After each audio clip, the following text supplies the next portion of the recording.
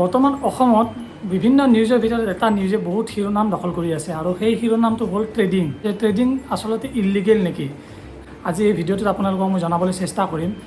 ট্ৰেডিঙৰ বিষয়ে জনাৰ আগতে আপোনালোকে ট্ৰেডিং কি সেইটো আগতে জানি লওক। আমাৰ প্ৰাচীন কালৰে পৰা বিভিন্ন ধৰণে ট্ৰেডিং চলি আহিছে। যেনেকুৱা ধৰক প্ৰাচীন কালত চলি আহিছিলে বিনিময় প্ৰথা, মানে বিনিময় প্ৰথা বস্তুৰ সলনি বস্তু লোৱা, তাক কোৱা হৈছিল বিনিময় প্ৰথা। তাৰপিছত টকা আৰম্ভ হ'ল।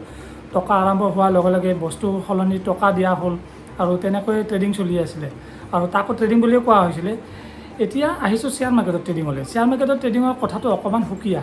শ্বেয়াৰ মাৰ্কেটত ট্ৰেডিং কৰিব গ'লে আপোনাক এটা ডিমেট একাউণ্ট লাগিব আৰু সেই ডিমেট একাউণ্টটো ৰেগুলেট কৰিব এটা কোম্পানীয়ে, যেনেকুৱা ধৰক জিৰ'দা, এঞ্জেল ব্ৰকিং বা শ্বেয়াৰ খান, গ্ৰ' এই বিভিন্ন ধৰণৰ এপবিলাকে সেই ডিমেট একাউণ্টটো তেওঁলোকে মেইনটেইন কৰে আৰু সেই ডিমেট একাউণ্টবিলাকক ৰেগুলেট কৰে সেবি নামৰ এটা ইণ্ডিয়ান এজেঞ্চিয়ে। আৰু সেই এজেঞ্চিটো হ'ল চৰকাৰী এজেঞ্চি। সেবি অৰ্থাৎ securities exchange board of India. এই ব'ৰ্ডখনে এই যিমান ট্ৰেডিঙৰ লগত ৰিলেটেড যিমান ধৰণৰ অনিয়ম বা বিত্তীয় কেলেংকাৰী সংশোধন কৰিব পাৰি, কিমান ওপৰলৈ, কিমান টেকনিকেলি কিমান কি কৰিব পাৰি, এই গোটেইবিলাক সেই সেবিয়ে নিৰ্ধাৰণ কৰে, এই সেবিয়ে ৰেগুলেট কৰে। আৰু সেই সেবিয়ে এই যিবিলাক বিত্তীয় অনিয়ম সেইবিলাকো ৰেগুলেট কৰে আৰু তাক ষ্টপ কৰিবলৈ সেবিয়ে সময়ে সময়ে কিছুমান নিয়ম নীতি বাহিৰ কৰি থাকে। আৰু সেই নিয়ম নীতিৰ ভিতৰত থাকি পেলাই ট্ৰেডিং কৰিলে সেই ট্ৰেডিংটো সম্পূৰ্ণৰূপে সুৰক্ষিত। অৰ্থাৎ সহজ ভাষাত ক'বলৈ গ'লে ট্ৰেডিং মানে হ'ল বস্তু কিনা বেচা কৰাকে ট্ৰেডিং বুলি কোৱা হয়। শ্বেয়াৰ মাৰ্কেটত ট্ৰেডিং য'ত বিভিন্ন কোম্পানীৰ শ্বেয়াৰ কিনা বেচা কৰা হয় তাকে শ্বেয়াৰ মাৰ্কেটত ট্ৰেডিং বুলি কোৱা হয়। ভাৰতত বিশেষকৈ দুটাই শ্বেয়াৰ মাৰ্কেটত ট্ৰেডিং কৰা এজেঞ্চি আছে আৰু সেই দুটা হ'ল এটা NSE আৰু এটা হ'ল BSE। এতিয়া ট্ৰেডিঙৰো বিভিন্ন ধৰণৰ পদ্ধতি আছে। সেইবিলাক হ'ল equity, derivatives, commodities, future and option, এই বিভিন্ন ধৰণৰ ট্ৰেডিং পদ্ধতি আছে। এই পদ্ধতিবিলাকত মানুহবিলাকে ট্ৰেডিং কৰি থাকে। এই ট্ৰেডিং কৰাটো কোনো ইলিগেল নহয়। যদি আপুনি সেবি নিয়ম নীতিৰ ভিতৰত থাকি পেলাই ট্ৰেডিং কৰি আছে তেতিয়া সেইটো কোনো ধৰণৰ ইলিগেল নহয়, আপোনাৰ কাৰণে সম্পূৰ্ণ সুৰক্ষিত। আপুনি ইচ্ছা কৰিলে ট্ৰেডিং কৰিব পাৰে আৰু ডিমেট একাউণ্ট খুলি পেলাই আপুনি ইনভেষ্টমেণ্টো কৰিব পাৰে। এতিয়া এই যিবিলাক derivatives, futures and options, equity, commodities ডিটেইলছৰ বিষয়ে আমি এই ভিডিঅ'টো বনাবলৈ যোৱা নাই। এই ভিডিঅ'টোৰ মুখ্য উদ্দেশ্য হৈছে যে ট্ৰেডিং কৰাটো ইলিগেল নেকি, এইটোৱে মোৰ আজি এই ভিডিঅ'টোৰ উদ্দেশ্য আৰু ইয়াকে জনাবলৈ মই আজি আপোনালোকক এই ভিডিঅ'টোৰ জৰিয়তে চেষ্টা কৰিম। বৰ্তমান অসমত ট্ৰেডিঙৰ লগত ৰিলেটেড কিছুমান মানুহক এৰেষ্ট কৰি থকা হৈছে। যেনেকুৱা পপুলাৰ নাম হৈছে আমাৰ বিশাল ফুকন, চুমি বৰা, তাৰপিছত কেইদিনমান আগতে DB ষ্টক ব্ৰকাৰ বুলি এটা আছিল, দিগন্ত, তেওঁৰ নামটো মই সম্পূৰ্ণ নাজানো। তেওঁ বহুত ডাঙৰ স্কেম এটা কৰা বুলি নিউজত আহি আছে আমাৰ। তাৰে পিছত বিভিন্ন মানুহক অসমৰ বিভিন্ন ঠাইৰ পৰা তেওঁলোকক এৰেষ্ট কৰা হৈছে আৰু তেওঁলোকৰ কিছুমান এক্টিভিটিৰ ওপৰত সন্দেহ কৰি পেলাই তেওঁলোকক এৰেষ্ট কৰা হৈছে আৰু এতিয়া তেওঁলোকৰ ওপৰত ইনভেষ্টিগেশ্যন চলিব সেবিৰ তৰফৰ পৰা। তেওঁলোকে এটা কাম কৰিছিল যে তেওঁলোকে বিভিন্ন ট্ৰেইনিং ইনষ্টিটিউট খুলি পেলাই তাত বিভিন্ন ল'ৰা ছোৱালীক ট্ৰেডিঙৰ বিষয়ে তেওঁলোকে শিকাই আছিল। লগতে সেই শিকাই থকাৰ লগতে তেওঁলোকে বিভিন্ন মানুহৰ পৰা পইচা লৈও তেওঁলোকৰ দ্বাৰা ট্ৰেডিঙো কৰাই আছিলে। এতিয়া ট্ৰেডিং কৰাটো ইলিগেল নহয়, মই আপোনালোকক প্ৰথমে কৈছোঁ, কিন্তু তাৰ মাজতে এটা কথা আছে। ট্ৰেডিং আপুনি নিজে কৰিব পাৰে, আপোনাৰ নিজৰ টকাৰে আপুনি ট্ৰেডিং কৰি থাকক, তাত কোনো অসুবিধা নাই। এতিয়া আপুনি যদি বেলেগৰ টকা লৈ পেলাই আপোনাৰ একাউণ্টত ট্ৰেডিং কৰি আছে তেতিয়া সেইটো ইলিগেল, সেইটো সম্পূৰ্ণৰূপে ইলিগেল। আপুনি বেলেগৰ টকা আনি পেলাই তেওঁলোকক কিবা নিশ্চিত ৰিটাৰ্ণ দিম বুলি ট্ৰেডিং কৰাটো একদম ইলিগেল হয়। সেইকাৰণে তেওঁলোকক এৰেষ্ট কৰা হৈছে আৰু তেওঁলোকৰ ওপৰত আন এটা এলিগেশ্যন আছে আৰু সেইটো হ'ল যে তেওঁলোকৰ কোনো ট্ৰেইনিঙৰ কাৰণে তেওঁলোকৰ কোনো সেবিৰ তৰফৰ পৰা অনুমোদন নাই।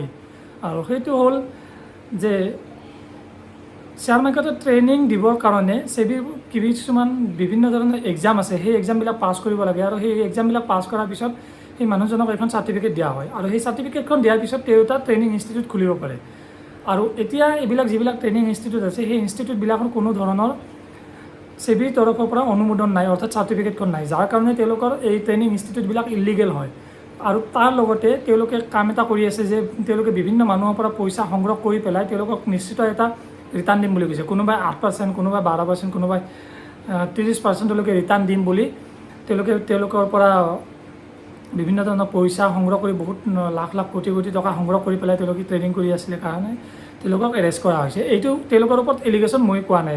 এতিয়া ট্ৰেইনিং দিয়াটো কোনো বেয়া কথা নহয়, কিন্তু ট্ৰেইনিং দিয়াৰ কাৰণে সেই সেবিৰ বিভিন্ন নিয়ম নীতিবিলাক পালন কৰিব লাগিব আৰু সেবিৰ তৰফৰ পৰা তেওঁলোকক অনুমোদন লাগিব, তেতিয়াহে তেওঁলোকে ট্ৰেইনিং দিব পাৰে। শ্বেয়াৰ মাৰ্কেটত লাভ লছ সকলো থাকে। এতিয়া কোনোবা এজন মানুহে যদি পাৰ্চনেলি ট্ৰেডিং কৰি আছে, তেওঁ এইখিনি কথা ভালকৈ জানিব যে তেওঁৰ কেতিয়াবা লাভ হয়, কেতিয়াবা লছ হয়। কেতিয়াও তেওঁ সদায় লাভ কেতিয়াও কৰিব নোৱাৰে, এইটো একদম ধ্ৰুৱ সত্য কথা। আৰু কোনো মানুহে নিশ্চিত ৰিটাৰ্ণো দিব নোৱাৰে, বা নিশ্চিত ৰিটাৰ্ণৰ কাৰণে তেওঁ ডাঠি ক'ব নোৱাৰে যে মই ইমান % ৰিটাৰ্ণ ল'মেই। এইটো কোনো শ্বেয়াৰ মাৰ্কেটত কেতিয়াও তেওঁ ক'ব নোৱাৰে। এওঁলোকে যিটো কৰি আছিলে যে নিশ্চিত এটা ৰিটাৰ্ণ দিম বুলি তেওঁলোকে মানুহক কমিটমেণ্ট দিছিলে, আৰু সেইটো একদম ইলিগেল কথা হয়, যাৰ কাৰণে তেওঁলোকক এৰেষ্ট কৰা হৈছে বুলি নিউজত আহি আছে। এতিয়া আপুনি ট্ৰেডিং কৰাটো ইলিগেল নেকি, এইটো প্ৰশ্ন হয়তো আপোনালোকৰ মনত আহি আছে। আৰু সেই প্ৰশ্নটোৰ উত্তৰ যদি সহজ ভাষাত ক'বলৈ যাওঁ, তেতিয়া হ'ব যে ট্ৰেডিং কৰাটো একদম ইলিগেল নহয়, এইটো একদম লিগেল হয়। আৰু ভাৰত চৰকাৰে ইয়াক ৰেগুলেট কৰি থাকে সেবিৰ দ্বাৰা। আৰু সেবিৰ নিয়ম নীতিবিলাক মানি যেতিয়া আপুনি ট্ৰেডিং কৰিব, সেইটো কেতিয়াও ইলিগেল নহয়। আপুনি নিজৰ টকাৰে নিজৰ ডিমেট একাউণ্টেৰে যিমান ট্ৰেডিং কৰে সিমান ট্ৰেডিং কৰক, আপোনাৰ কোনো বাধা নাই। তাত আপুনি লছ কৰে লাভ কৰে, সেইটো সম্পূৰ্ণ আপোনাৰ পইচা। তাত কিছুমান টেক্স দিব লাগে, সেইটো এটা বেলেগ কথা। কিন্তু আপোনাৰ সেই ট্ৰেডিংটো একদম লিগেল হয়, আৰু তাক আপুনি যেতিয়া ইচ্ছা তেতিয়া কৰিব পাৰে। আৰু ভাৰতৰ শ্বেয়াৰ মাৰ্কেটৰ সময় হৈছে 9:15 পৰা সন্ধিয়া 3:30 বজালৈকে। তাৰপিছত কমোডিটিজ মাৰ্কেট আছে, সেইবিলাক আকৌ সন্ধিয়ালৈকে চলি থাকে। কিন্তু আমাৰ সচৰাচৰ যিখন মাৰ্কেট আছে, যিখন পপুলাৰ মাৰ্কেট হয়, সেইখন হৈছে 9:15 পৰা সন্ধিয়া 3:30লৈকে। এইখিনি সময়ৰ ভিতৰত আপুনি যেতিয়া ইচ্ছা তেতিয়া ট্ৰেডিং কৰিব পাৰে, ইনভেষ্টমেণ্ট কৰিব পাৰে। এতিয়া আপোনালোকক মই এটা উপদেশ দিছোঁ, ট্ৰেডিং কৰাৰ আগতে বা ইনভেষ্টমেণ্ট কৰাৰ আগতে আপোনালোকে বিভিন্ন ধৰণৰ ব্লগ আছে, কিতাপ আছে, এইবিলাক পঢ়ি পেলাই আপুনি নিজৰ জ্ঞান যেতিয়া আপুনি বঢ়াব, তাৰপিছত আপুনি ট্ৰেডিং বা ইনভেষ্টমেণ্টত নামিব, তেতিয়া আপোনাৰ কাৰণে লাভৱান হ'ব। এইটো উপদেশ আপোনালোকৰ ওচৰলৈ আপোনালোকক দিলোঁ মই। এইটো মানি চলিলে আপোনালোকৰ কাৰণে ভাল হ'ব। যদি আপোনালোকে ভাবিছে যে ট্ৰেডিং কৰিম বুলি বা ইনভেষ্টমেণ্ট কৰিম বুলি, আৰু ইয়াৰ কাৰণে যদি ভয় খাই আছে, তেতিয়া মই আপোনালোকক কওঁ যে ট্ৰেডিং কৰাটো কোনো ইলিগেল কথা নহয়। আপোনালোকে ট্ৰেডিং কৰিব পাৰে, ইনভেষ্টমেণ্ট কৰিব পাৰে। তাৰ আগতে আপোনালোকে কষ্ট কৰক, ভালকৈ পঢ়ক, ব্লগ পঢ়ক, বিভিন্ন আমাৰ NSE বা বিভিন্ন যিবিলাক ডিমেট একাউণ্ট খোলা কোম্পানীবিলাক আছে, জিৰোডা, এঞ্জেল ব্ৰকিং, এইবিলাকত অনলাইন ফ্ৰীতে ট্ৰেইনিঙো ল'ব পাৰে। তেওঁলোকৰ বিভিন্ন ট্ৰেইনিঙৰ ভিডিঅ' আছে, সেই ভিডিঅ'বিলাক চালে আপোনালোকৰ নলেজ নিশ্চয় বাঢ়িব। গতিকে সেইবিলাক ভিডিঅ' চাই চিতি পঢ়ি শুনি পেলাই আপোনালোকে ট্ৰেডিঙৰ বজাৰখনত আহিলে ভাল হ'ব, আপোনালোকৰ কাৰণে লাভৱান হ'ব। গতিকে এই ভিডিঅ'টো আপোনালোকলৈ মই এৰি দিলোঁ। আপোনালোকে ভাল পালে লাইক কৰিব, কমেণ্ট কৰিব, শ্বেয়াৰ কৰিব। জয় হিন্দ।